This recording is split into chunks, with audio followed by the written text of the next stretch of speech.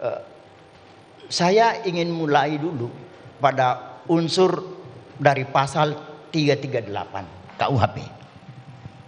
Pada pasal 338 KUHP itu unsurnya terdiri dari barang siapa dengan sengaja menghilangkan nyawa orang lain.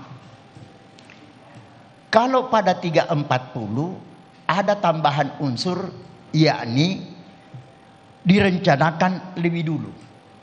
Jadi ini perbedaan yang sangat mendasar, bahwa kalau delik pembunuhan biasa 338 itu tidak ada kalimat direncanakan lebih dahulu. Tapi kalau pada 340 itu ada unsur direncanakan lebih dahulu. Berikut, saya kemudian ingin menjelaskan bahwa sebenarnya kejahatan ini, kejahatan pembunuhan berencana itu adalah biasa disebut dengan MOR. Kejahatan ini sebenarnya adalah kejahatan biasa, doxla, tetapi hanya karena kemudian dilakukan secara berencana, maka dianggap sebagai pembunuhan berencana atau MOR.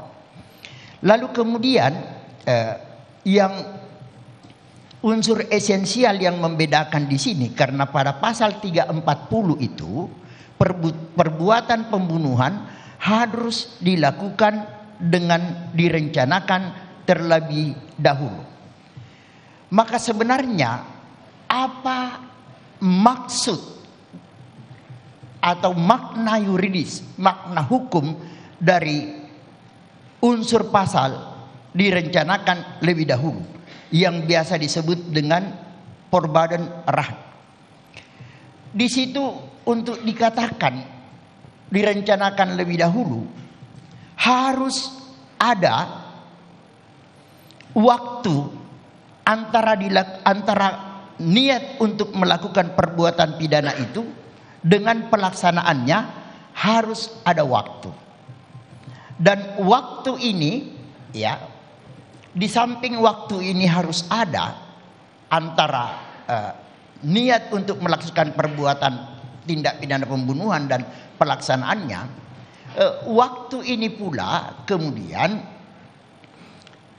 disyaratkan bahwa waktu ini tidak juga boleh terlalu singkat, tetapi juga tidak terlalu lama. Kalau kita baca berbagai referensi hukum pidana itu, tetapi tidak terlalu singkat dan tidak terlalu lama. Tetapi yang penting ada waktu untuk berpikir bagi pelaku tindak pidana untuk memikirkan dengan cara bagaimana perbuatan pidana pembunuhan itu dilakukan dan di mana akan dilakukan. Dan kemudian pada diri pelaku itu harus ada satu keadaan ketenangan, ya, berpikir dengan tenang, ada satu ketenangan. Khusus berkait menyangkut dalam kasus ini, perkenankan saya mengemukakan bahwa kalau syarat pasal ini, pembunuhan berencana ini mengisyaratkan harus ada waktu dan di mana pelakunya dapat berpikir dengan tenang, memikirkan bagaimana cara perbuatan itu dilakukan dan di mana dilakukan. Yang menjadi pertanyaan di dalam pemeriksaan perkara ini adalah terdakwa FS ini mendapatkan pemberitahuan dari istrinya bahwa izin yang mulia, keberatan karena sudah menyangkut fakta. Ahli ini kan ahli tidak langsung, harusnya ilustrasi tidak boleh menyangkut fakta secara langsung yang mulia. Jadi kami keberatan.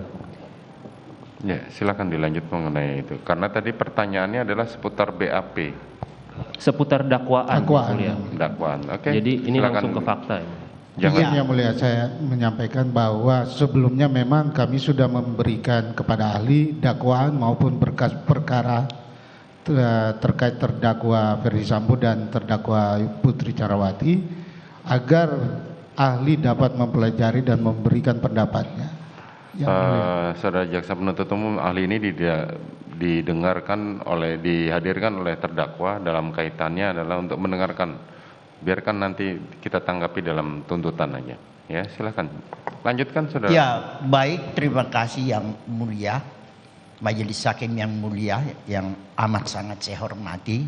Izinkan saya untuk mengemukakan pendapat hukum saya sesuai kedudukan sebagai ahli. Soal nantinya silakan para pihak penuntut umum, penasehat hukum menilainya. Tentunya penuntut umum akan menuangkan dalam rekusitornya kelak dan penasehat hukum dalam pembelaannya, dan pada akhirnya majelis hakim yang mulia akan menuangkannya di dalam putusan tersebut. Baik, silakan lanjutkan. Baik, terima kasih yang mulia.